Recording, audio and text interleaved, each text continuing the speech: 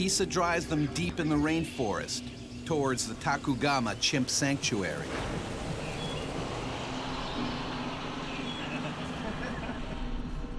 He had told me for 2 weeks before about this place, and other Americans had said, yeah, you got to go up there and get pictures of something to see. It's the largest chimp refuge in the world. Bruno is the alpha male. He's so big. Yes, I'm from Texas. We grow prairie dogs bigger than any ape. You'll be glad he's behind an electric fence. Yeah.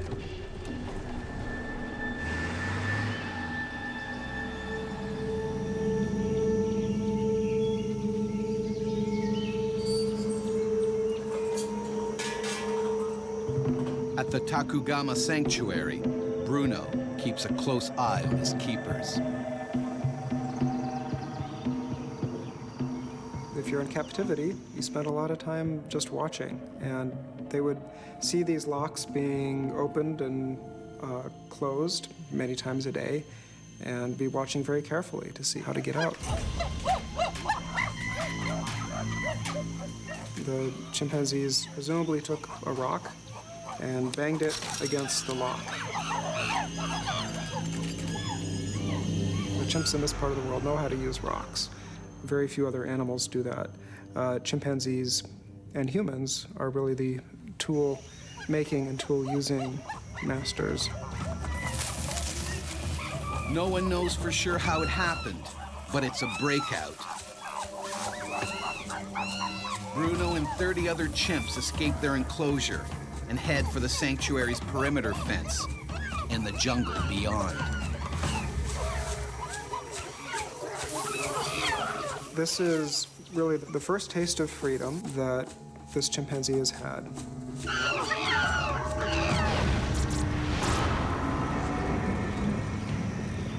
Unaware of the breakout, Gary and his friends continue to the chimp sanctuary.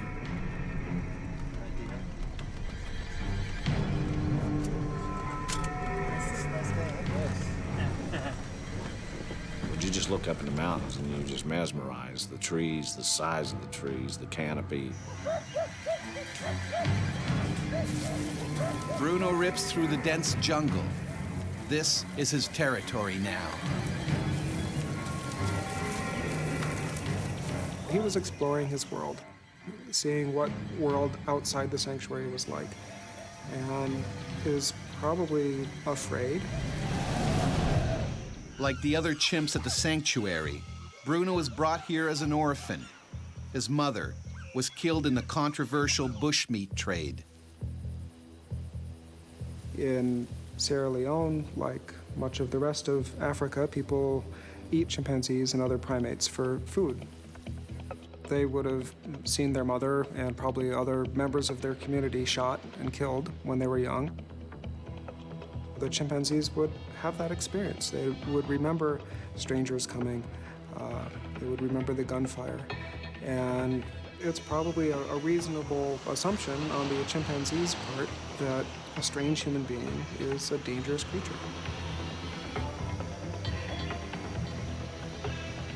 Bruno hears an approaching car. The chimp immediately sizes up the situation.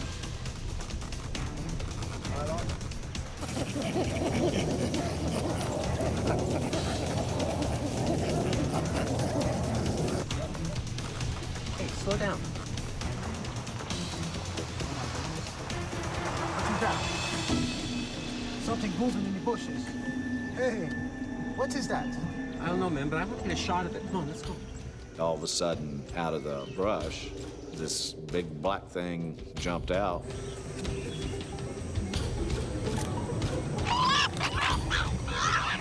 First thing I thought was, cool, you know, I'm seeing something in the wild. Windows. Turn the windows up. Slow down, man. Jesus. Issa quickly recognizes that the huge chimp is charging. It's time to get out. Issa, he just threw the car in reverse and just took off backwards. But fleeing only makes things worse.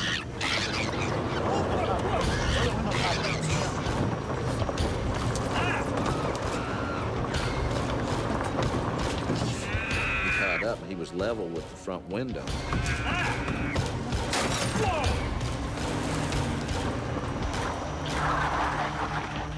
Bruno seems to have disappeared. And all of a sudden, it was just like an explosion.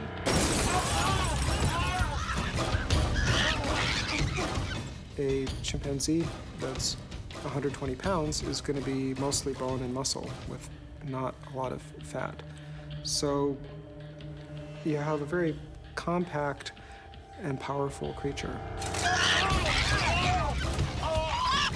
Fighting for their lives, they somehow manage to shove the furious chimp out the window. Melvin's hand has been bitten to shreds. Right here, all this was gone. If you run, you're showing that you're afraid of him, you're weak, and he'll take advantage of that.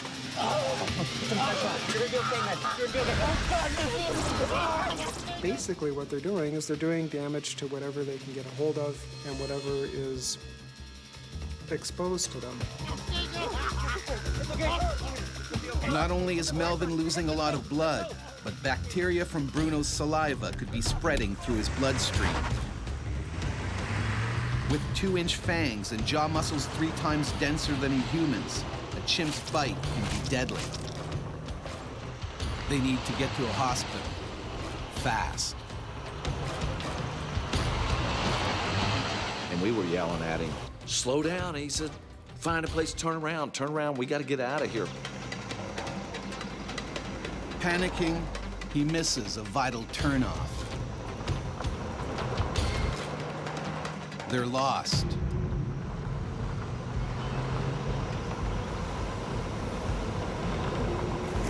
Terrified, they hit a dead end. There was a gate that stood probably 10 to 12 feet tall. With their savage attacker hot on their trail.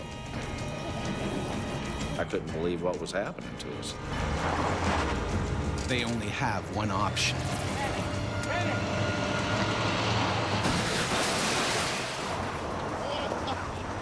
We're stalled. Guys. The collision kills the engine. This car isn't going anywhere.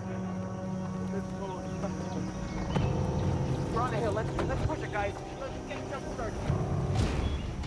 But Bruno hasn't finished protecting his new territory. When they tried to escape, that showed the chimpanzee that they were afraid and vulnerable and may well have triggered a chase response. There it is. It's coming back.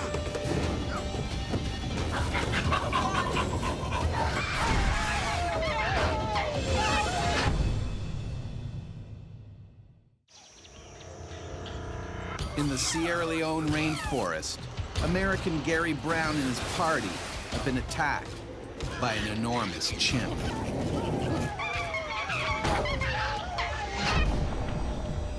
I was blacked out, knocked out, I don't know whatever, but I lost a little bit of time. I don't remember people getting out of the car.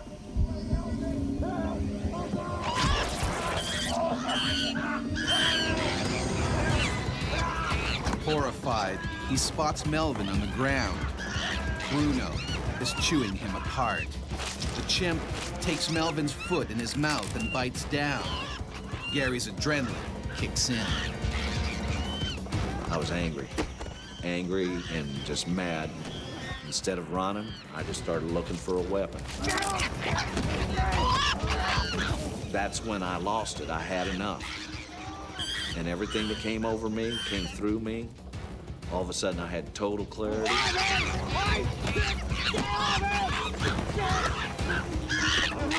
When the chimpanzee saw Gary standing his ground, he would have seen an opponent who was not afraid, an opponent who was angry, and an opponent who could really inflict some damage of his own. I had the tree turned up and was ramming him, and he was trying to get up, and I kept ramming him on the ground. It was a very powerful and hurtful blow, and that was absolutely the right thing to do because it convinced the chimp that if it kept up this attack, it was going to get hurt. Suddenly, Bruno bolts off. The fight was over with him because he kept his back to me. And what I seen when we attacked each other, eye contact, facial expressions, that was totally gone on him now. Melvin is badly wounded. His foot is completely mangled. He's bleeding to death. And he goes, "I'm going to die here." And I told him, I said, "No, when you die here, I die here with you. I'm not leaving you." He's my friend, you know.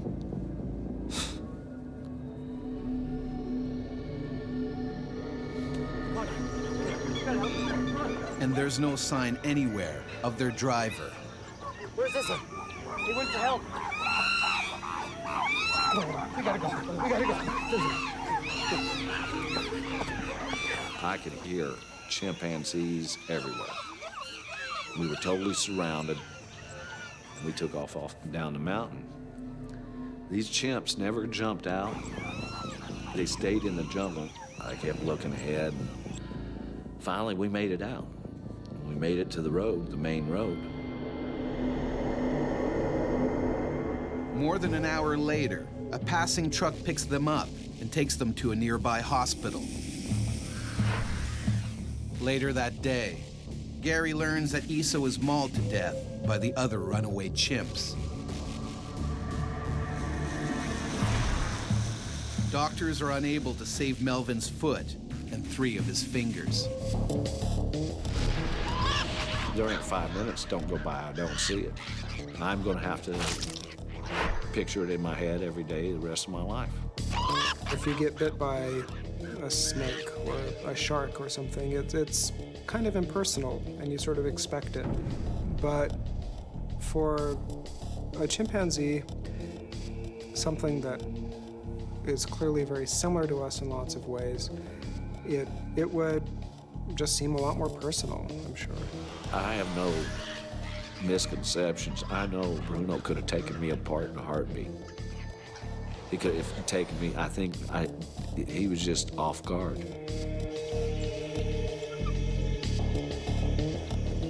Of the 31 chimpanzees that escaped the sanctuary, 27 were recaptured or returned on their own. 4, including Bruno, are still on the loose.